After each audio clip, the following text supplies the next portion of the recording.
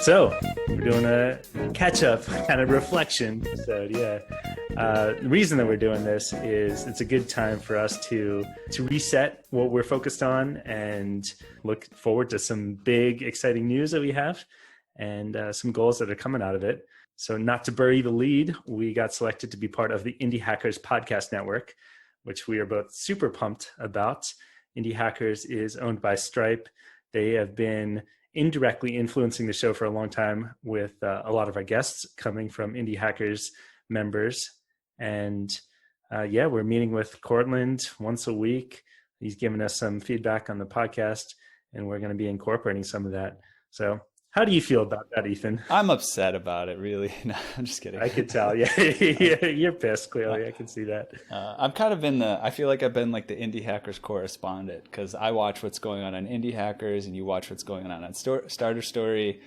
And so I think it's especially cool. I remember like months ago being like, we should reach out to Cortland and see if he wants to do some sort of collaboration, you know? So it's kind of like a dream come to fruition. You pitched this exact idea of like, maybe we can be as part of some Indie Hackers network of podcasts. So yeah, we didn't really act on it at that time, but we put it out in the world and Cortland heard it from miles away. Right. It's just another check mark in the, in favor of visioning, you know, and as a way of having things happen in the world. Yeah. Man. So yeah, some other things that I think we wanted to talk about today. Well, I think we want to talk a little bit about the past, but we really want to talk more about the future. We're probably going to call out a few episodes from the past for people who are checking in just now and wondering, you know, what they've arrived on if they're just finding the Run With It podcast. So we'll call out a few episodes that you might want to check out from the past, but we'll also talk about kind of where we're headed in the future, how we'd like to be changing and adapting things. Also, another great announcement to share with the people that are already listeners and the new listeners is we have a podcast producer now that we've been having for the last couple of months. Also, someone who we connected with through Indie Hackers, which is really cool. I put up a post looking for a podcast producer several months ago, and it took a while to get a response, but Ari responded, Ari Desarmo. She is actually the producer for the Mixergy podcast, which is incredible. So she reached out to us and she said she'd be interested in working with us. And we've had her on board ever since she reached out. And it's been a really great relationship. And it's great to have another person to bounce ideas off of and get excited about the project as well. Yeah, absolutely. I mean, you and I butt heads all the time, and having a third party in there I've got bruises, man. to settle the score right out virtually. Yeah. And not only that, she has really focused the content, I think, that we've released. If you look at our average episode length since she's come on, they have dropped from 45, sometimes 50 minutes, sometimes longer, to the 30-minute mark, which is actually delivering more value in that because the content is clearer, it's more focused. Some of our longer-winded answers get to the point quicker. Speaking of long-winded, I'll cut you off and I'll just say thank you. I'll just say that and it's also just nice to have somebody who's dedicated to editing. You know, I'm really excited about, you know, I've been reading Ray Dalio's Principles, and it's just a fascinating book. And he talks about the different personality types that people have and how much power he's found in really being hyper aware of what people are good at and putting people in the appropriate roles and making sure that you take advantage of other people's strengths where you have weaknesses. And actually, I think we both did a pretty good job of editing when we were doing it individually, but to have someone who has experience and is just 100% focused on making the episodes sound good, it's just really a valuable tool for us. And I think it's going to be great for the listeners as well. Certainly brought us peace of mind. I know that those 4+ hours that we would spend every other week to edit episodes it can be a drag if you're doing that on top of normal business type stuff. Yeah. So similarly, I thought that we could also talk about some of the other things that we're doing within our own businesses and within our own personal lives or professional lives to try and improve. Of course, you want to talk about your own business and professional life. You're raking in the cash, Chris. You've turned quarantine an incredible business opportunity. You actually added, I guess you gave some like a freebie pass for like maybe a month or something to one of your marketing clients, but you did such a great job that they brought you on for other work, right? And you increased your income ultimately. Yeah, that's true. And I don't want to go into details too much with the specific clients, but yeah, that it worked out really well. Very little change in terms of my day-to-day work from quarantine. So very fortunate from that perspective. And yeah, on top of that, brought on a new client afterward via referral. So I am quite busy with client work, and that is an opportunity to look for more help, similar to what we're talking about. That's what made me think about it. Bringing Ari on board has allowed me to have those 4 hours every other week to focus on client work and other things. And similarly, both of us are big fans of working with apprentices. Yeah. I'm inspired by you working with 5 apprentices at once. Yeah, I've got a whole gang of apprentices. Cadre, yeah, exactly. Yeah, so I'm looking to bring on. I have one right now that is helping me with some of the marketing work that I'm doing.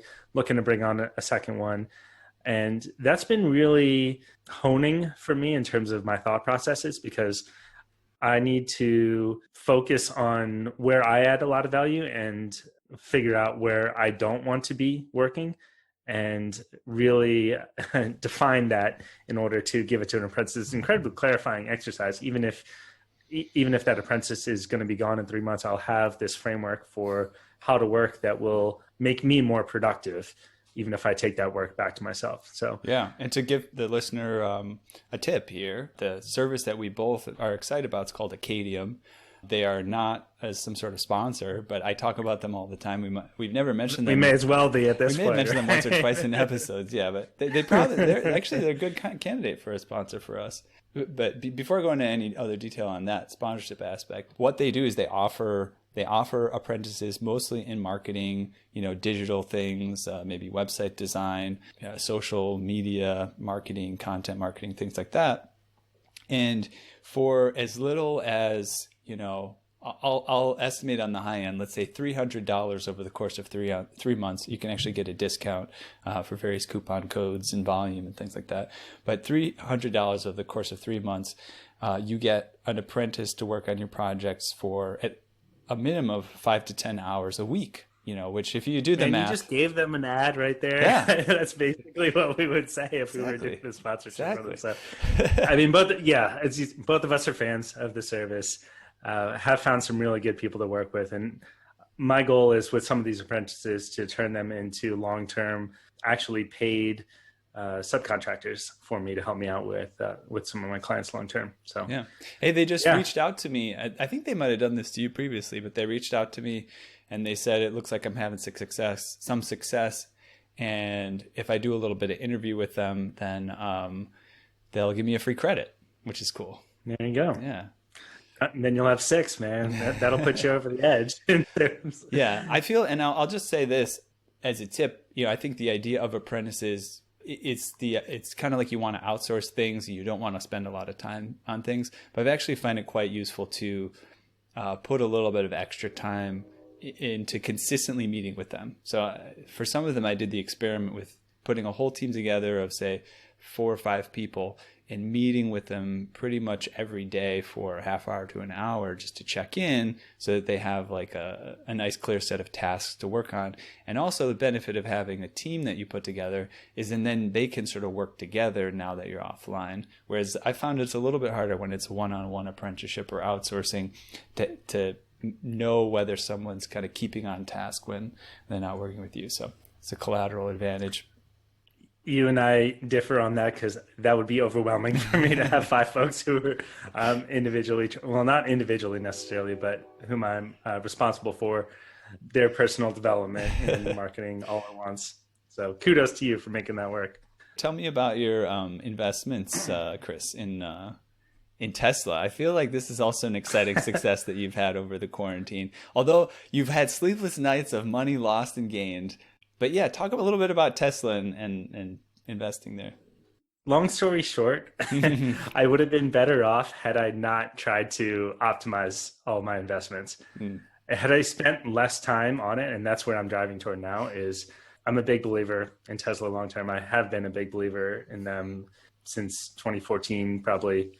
And I've invested quite a bit of money with them. Had I not tried to get into options and all these other things, would have a lot more money, actually. If you just sat your ass down and just didn't pay any attention, you'd be a wealthier man. I would be, exactly. If I just sat down there. And well, the thing is that also, if I did not pay attention to it on a regular basis, the times where it intruded on my attention, those are the biggest opportunities to make a difference, right? When Tesla dropped to under $180 per share, pre-split price, which, what would that be, like $35, 30, whatever, $36 per share. Post-split price right now, as of today, I think it's at $440 post-split. So 15x from that point. But it would have intruded on my attention when it got down that low, and I would be more likely to just make an investment at that point, as opposed to when I'm watching it every day and thinking, oh my God, should I sell or should I, what should I do? Yeah. Rather than making a decision point on, because I'm seeking it out every day. So I would not advise people to do what I did there. But you did come out ahead, though. That's the good news. I came out ahead, but far less ahead than I would have had I taken a more passive approach. Which is incredible. I was just reading some books by Nassim Nicholas Taleb, and I remember in one of them he gave this example of an investor. If you take an investor and they're gonna do, they're gonna come out ahead, say 10% at the end of the year, if they look at just like guaranteed, just out of just random chance, they'll come out 10%, or even just making good investments. If they were to check their investments every day, then they would actually feel worse about them, because you're more likely on the random fluctuations on a day-to-day basis to see negative things happen, to see the stock go down. And he does this sort of time analysis of it, where the smaller time frame you go into, the more actually likely you're to feel bad about your investment, even if it's going up. Whereas if you just were to check it every quarter, every year, you just be like, oh, great, I'm up 10%. Cool, and you'd actually feel better about it, and you'd spend less time checking it. So it's very interesting you have an exact application of that strategy. The caveat that I'd add to that is there is value to set things up properly. Be aware. You don't want to just be an idiot. But not only be aware, but there are plenty of people out there who don't take advantage of the full 401k match that they have with their employer, or who have a ton of extra money sitting in a cash account, things like that. So investing that initial time to get things set up properly and then just walking away from it, I think that's the best strategy, the best approach to take. Yeah, it sounds like it's good to have a schedule, just like on a certain schedule, I like really dive deep and take a look, but then I try not to look at it after that. Let's shift topic a little bit to our new listeners that might be arriving here.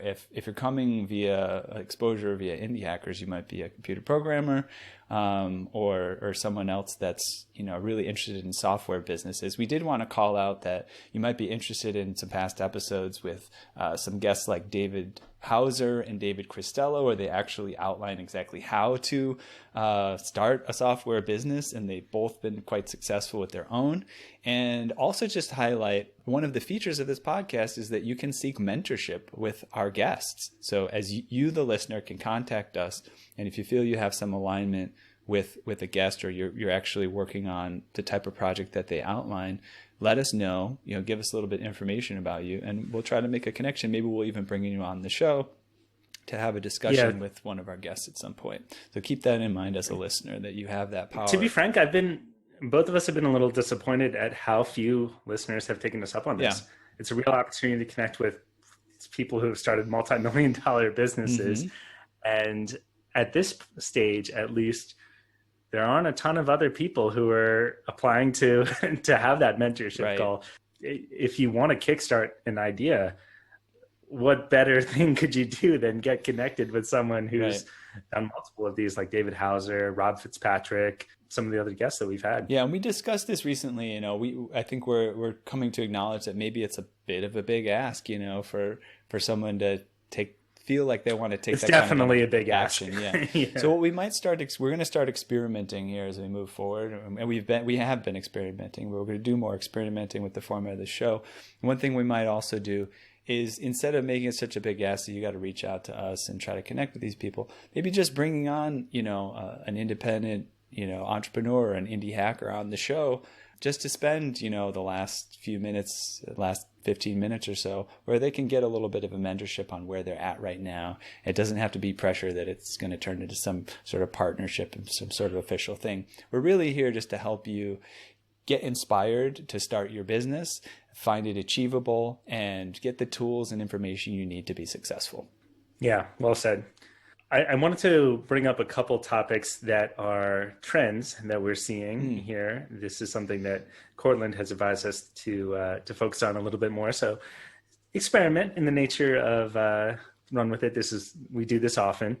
So one thing that it's a tweet that I've been focused on is it's not necessarily a trend, but it's a relatively recent tweet from September 22nd from Sam Altman. He runs Y Combinator. Specific ambition and non-specific ambition look pretty similar on the surface, and it's easy to emulate the wrong one.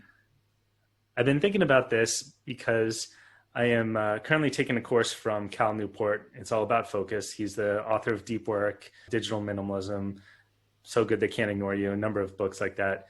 And this is a video course online that's a deep dive to implement that process into your own life. And do you have specific ambition or non-specific ambition? Come out. Exactly. Come out of the closet here. What do you feel? Non-specific. Like non-specific. A lot of times. Yeah, exactly. And that's the thing that stuck out from Cal Newport's work too. Is it's not just deep work. It's deep work on the right things and choosing what that is. That sounds like a platitude, but it's really easy to lose sight of that and to just work hard and do all these productivity hacks like getting things done and bullet journaling or whatever it is, and get a lot more done because you have this non-specific ambition to have this giant business or whatever else it is. I feel like the quarantine has been a nice driver to help people to focus on more specific ambition. I've noticed with my coaching clients and just people in general, I had the opportunity, luckily, before quarantine even happened, COVID even happened, I read through Man's Search for Meaning by Viktor Frankl.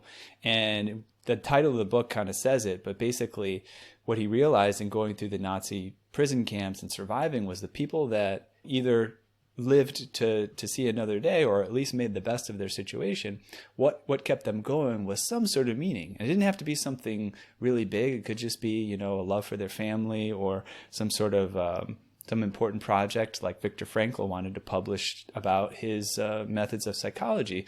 And so I've seen that one thing that I think can help people with their specific ambition is really trying to understand, Viktor Frankl actually puts it quite simply. He said to some of his clients, he'd say, "Why do you not kill yourself?"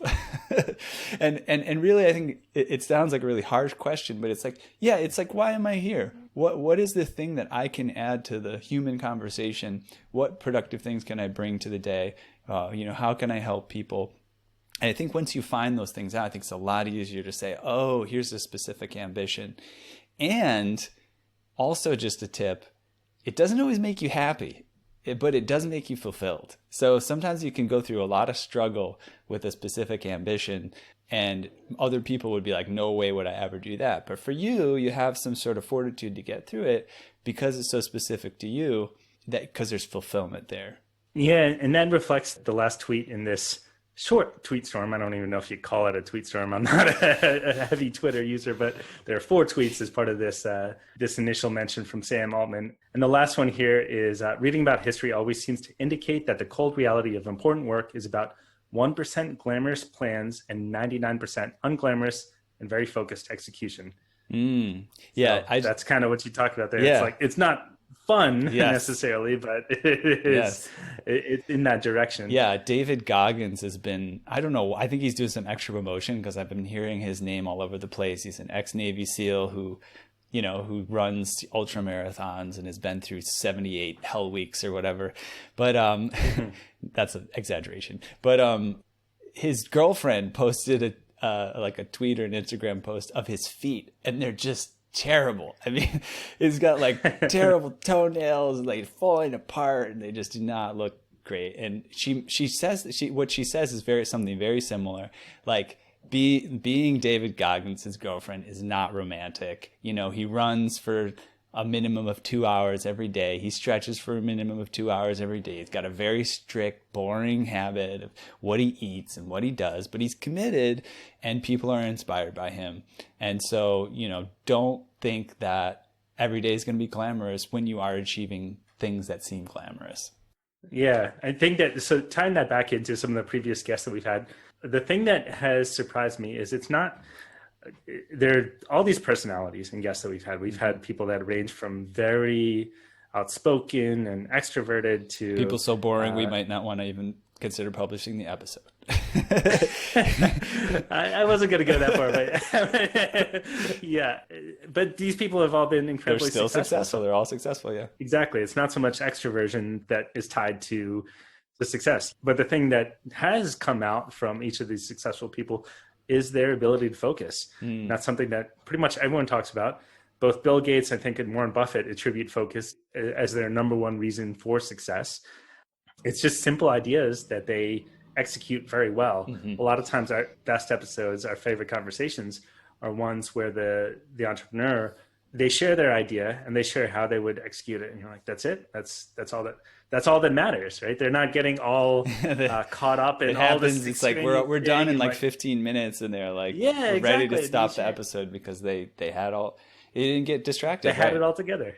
Yeah, they didn't get distracted, and not to say that it's easy, and not to say that they're downplaying it, but it's just here's what's important to focus on, and don't pay attention to anything else. These are the key things that are going to make this business successful. Yeah, which is a privilege that we have them on the show in the first place, right? We do get a lot of people who do say, they're successful entrepreneurs, they say, I'm really focused on my business right now, sorry, I can't be your guest. So we're lucky enough to get people who are distractible enough to talk about a business idea. Distractible enough, giving enough, either way, maybe both. Yeah. No, I've just been thinking about that a lot more. I've been thinking about what are the things that, in the past, I have had a tendency to say yes to a lot of projects that aren't actually a hell yes. This is something I stole from Derek Sivers. He has a heuristic for determining what you want to do. And if it's not a hell yes, then it's a no. So there are some projects that you end up saying no to. Or if you follow this methodology, there's some things that you say no to that are good opportunities. And that's the thing that happens is it's not just between saying yes to good opportunities and no to bad ones. It's saying yes to the ideal ones and no to a lot of great imperfect ones. Fit. Yeah. Yeah. And I'll say just even, it's an interesting scenario and I'll share it just so I think it could be helpful. I mean, I got a mastermind that I started. I invited you to be a part of. And one day you were like, dude, I'm sorry, I can't be a part of this, And I have to say, like, as a friend, I was like, shit, man, Chris doesn't want to be a part of this. It's no good. Like, there's a problem with it or whatever. But I think that it's good to know that your friends ultimately don't care. They just want you to do whatever's most productive for you. And so it's okay to say that. There might be a little bit of awkwardness around saying no to certain situations. But in the end, I also saw you, again, like a couple weeks or within a month or two later, your income increased, by, a few $1,000s a month or something like that. I go, okay, so this guy's focusing on what he needs to focus on in the moment, and that's okay. Yeah, and that's exactly one of the examples that came to mind. Yeah, and it's uncomfortable because oftentimes when you're turning down opportunities, it's with people that you respect, that you enjoy, that you want to work with in some capacity. You don't want to ruin that relationship, but if I said yes to everything, and again, for years I did this, it's just harder to make progress on the most important things on your list. Totally. And I think if we don't really ask our guests about this much, we might do that. I think you'll find that the more successful people are, the less they're offended when you say no to them. And it's like, okay, yeah.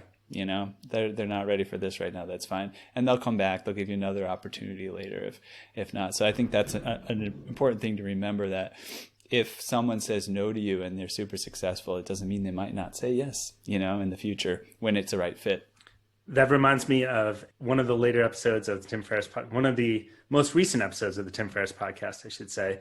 He said it's the most important episode he's ever released. Have you heard this one? Mm-mm. I stopped listening to Tim Ferriss' podcast. I'm saying no to it. Yeah, perfect. Well, this one it was very different from his previous episodes. He didn't do his entire intro spiel, like the Terminator thing. And Oh, really? His outro with all of his promotions. Yeah, it was very personal. He talked about his history of sexual abuse that he experienced when he was a child. Wow. And it was a deep dive for, an hour and a half, almost a therapy session, talking about what he's done. He was close to killing himself, and the things that got him through it. So I forget exactly how he connected that to saying no, but I think as part of that episode, one of the things that he mentioned is the practice of saying no without much explanation and without having to defend yourself. Yeah, that's a big deal. I've had to work on that too. And just saying no, I'm not going to do this. And but the way I've heard it put, which I don't know that it's called assertiveness, and I think that some people can develop an issue with it. I think listeners, at least especially of past episodes, will probably notice we probably both have an issue with assertiveness. We're nice guys, we want to be nice. So, but I think the way that I've heard it put, which is interesting, is, you say no to someone, and instead of explaining when they say, hey, why not? This, that. I'm not sure you heard me the first time I said no, and you just keep saying it.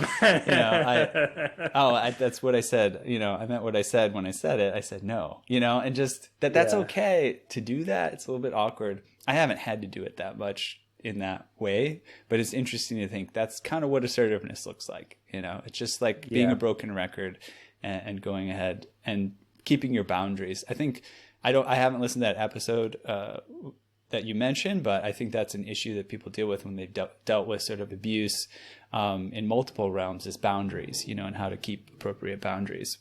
Yeah, once you start doing that, people pick up on it, and the incoming requests will die down. Mm-hmm. Right. Which is not a bad thing. I mean, it's the ones that are, you'll still get plenty of opportunities, but you're not going to get the ones that people think that they can corral you into into doing something that isn't exactly a great fit. Yeah, and that's a good it's a good transition too. To just mention that we both went through the foundation to start a software company, Dane Maxwell, who was also a previous guest, and we did it different years, so I'm sure it was a different iteration, but I know that a big part of being part of that course or that group was talking about sort of the emotional and mental blocks that you have around being successful in business, and how you have to deal with them, and you have to work on those things, and you'd be surprised how much of your struggle getting forward is less technical things and more mindset things. Yeah, I'd say that's 90% of it. It can be a lot of it. And on that note too, that course I think tends to be good for people who are software developers, and they've been working on building the software themselves, and Dane will come in and say, you don't build anything. Even though you know how, that's not the concept. I don't think they specifically call it that during the course. They might do it now, but like no code type of approaches to building things, be it building an app prototype where you just basically use PowerPoint to make some sort of a clickable app prototype to sell your product before you even make it, onto other resources like ClickFunnels, where you can build websites without knowing a lot about it. But, it's not about having code skills at that point. It's just about building a sales page that works. And then, if you need more complicated code for a product or something, you can hire it out. I think that's a good opportunity. That's a very well, a good self-contained description of the foundation. So I'm not going to add much more to that, but I do think it's a good opportunity to talk about some trends. When you talk about no code, we mentioned that we would talk about about trends, and we didn't get into it. Yeah. But wanted to focus more on e-commerce. Okay. And this is not. I think that the reason that tying back in the investing question that you had earlier, people who are early adopters, maybe younger people or people who have used e-commerce for a long time, don't understand how small a portion of total retail it is still. So I think that's one of the things that has been still underestimated. So it's kind of I think we put too much stock in what is new for early adopters and not enough on what is new for mass market consumption. and people think that they've missed the e-commerce trend. There's nothing else to do in e-commerce, right? Meanwhile, when in actuality, it's like a burgeoning now market. it's the burgeoning market. This is gonna be where the majority of billion-dollar companies come out. Yeah. And one specific one that came to mind for me that I came across is Opendoor. Opendoor.com. It's an easier way to sell your house. You can type in your address and then get an instant offer from the company and sell your house within 3 days. All right. As opposed to the entire, back and forth that's involved and showings and all that kind of stuff. And they'll buy it. They may make some improvements to your house. Ostensibly, the commission is lower to do that. So great episode for e-commerce was Erin Hooley. Did I say that right? Erin Hooley, yes. Erin Hooley, yeah. She yes, talked, Erin Hooley. Amazing episode. It was like a masterclass on how to optimize your sales, basically. That was pretty cool. I also would make a note, it was incredible. I went to Fiverr. I wanted to try to get some help making a video ad for my coaching that I'm experimenting with, and looking like who makes video ads on Fiverr. It's all drop shipping and what is it called? Shopify and drop shipping. Shopify drop shipping ads. I'll do your Shopify drop shipping ad. I'll do your Shopify drop shipping. And what is that telling me? Shopify drop shipping might be a place to get into. Yeah. Yeah. I mean, we're not in the business of sharing investment advice, but I am watching the Shopify stock closely. Yeah. So coming back to just a number to throw out here for e-commerce market share, what do you think the percentage of e-commerce is as a function of total retail? 30%. 12%. Okay. Wow. Yeah. It's easy for us tech nerds to think that our world is the world. Yeah. Exactly. And then I think that there's a tendency for people to focus on the much smaller nascent markets, too early adopters, and then get bored when they're like, oh yeah, e-commerce, and that's old news, I'm going to move on to something else, right, and miss the actual real uptake that's going to happen when it goes to mass market. Yeah. One trend I'm seeing just in my personal business pursuits too is just having that realization of where I have expertise because I've been interested in technology and so forth, and then just bringing it to people who are just completely unaware, and it's super valuable. We've been doing Zoom meetings, for several years, but some people had never heard of Zoom when quarantine started. So there's an opportunity. I started a weekly Zoom meeting, which now has 50 to 100 people attending it every week. And, they started paying subscription fees and to be a part of it and so on and so forth. And really a lot of it is just because I know how to use Zoom and get people together, and make sure that they can get in on a meeting and, explore the technical difficulties and promote it. It's not that complicated. And so again, you can put something together with very simple tools to you, and it could be highly valuable to other people. On that note, I've been using some of the tools again, like no code things to support some of this stuff. Kartra. I hadn't heard about Kartra a year ago, but somebody recommended it to me to start hosting my content. I have like a content business, and it's been interesting to use. It's the website builder, course builder, relatively simple. It's got a slight learning curve. Yes, you can use HTML and stuff like that if you need to, but to really quickly throw something together, we literally threw a product together of apprentices. I put 4 or 5 apprentices. I said, we need a product, we need a page, we need all this. And they put it together in a week and we were selling it. It was pretty amazing. I actually have used Wix or ClickFunnels or Kartra or whatever as almost just like a brainstorming template, and I can throw something together and then I can actually move it onto another platform. So I could throw something together like a sales page in ClickFunnels to get some ideas about what converts and what works, because they have all that put together. And then I'll go and move it onto a different platform, approximately the thing that I built, and it'll be totally functional. Yeah, I think that's a good use for it. It's certainly easier for business owners to make changes for their website. I always say that I feel for small business owners who not only have to be good at their core competency. Let's say you're a music teacher. Mm-hmm. How you're supposed to be a music teacher, but also a digital marketer. Right. That's what you have to. That's the reality of the situation, and you're not quite earning enough if you're a sole proprietor, to pay someone to do that full time. Yeah, So tough. what else you That got? sounded really depressing. Everything like I at that know. point, I was it like, just we got oh we man, can't there's end all like these that. all these music teachers that are just sucks. I do have to give a shout out to one of my good friends, Guy Tem. He runs nolasings.com, New Orleans based guitar, voice, piano teacher. Yeah, he's trying to transition a lot of his services online. But yeah, as we said, it's tough. It's tough to compete against these national players who just come in and they have their website and SEO and everything all optimized. And Guy is teaching music most of the time, so it's tough. I think a good place for us to kind of wrap up is one last kind of trend, and that's podcasting. We're part of it. We're part of the podcasting trend. We've had some guests who are taking advantage of it on the show. We've had Justin Jackson from Transistor. We've had Mubashar Iqbal, I hope I pronounced that correctly, who's got Pod Hunt, and he's trying to do some interesting things in the podcasting space. I started this business podcast mastermind, and I'm seeing some success getting some interesting guests. Actually, Cortland's going to come on and talk to our small audience sometime soon.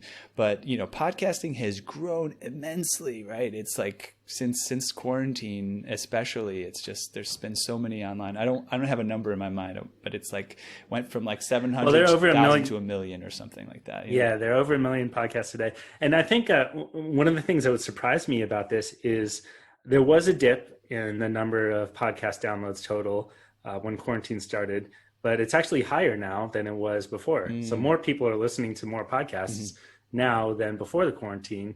There are more people producing podcasts too, so the competition is getting tougher. But yeah, this is a behavior that has been relatively resilient, even though people aren't commuting nearly as much. Yeah, and it's I don't know for a fact, but I see there could be incredible opportunity in podcasting from all sorts of different angles, whether it's the angle of somebody like Justin Jackson or Mubs, where they're building an application to support podcasting, or you're just starting a podcast and using that to either generate clients and leads. That your clients can be your guests, your clients can be your audience.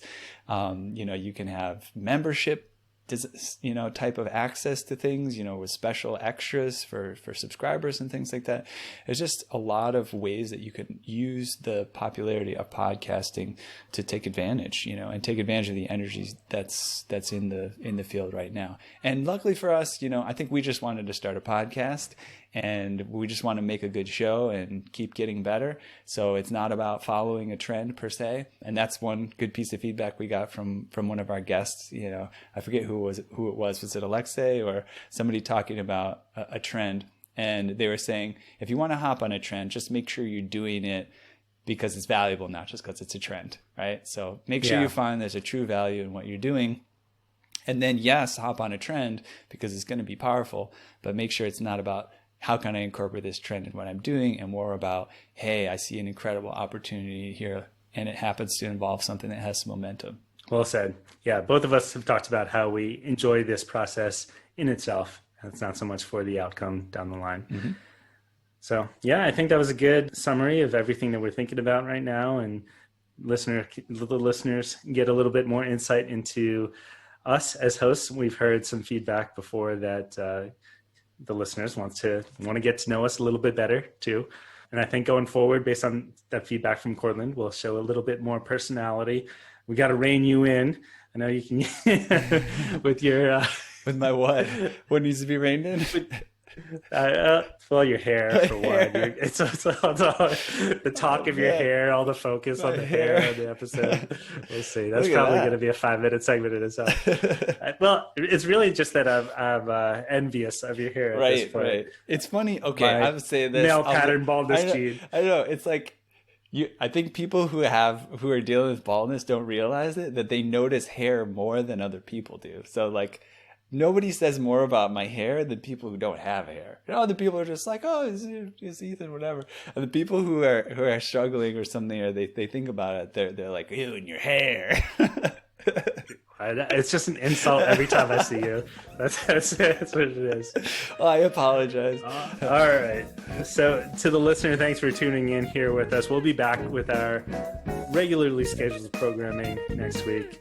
And until then, run with some business ideas.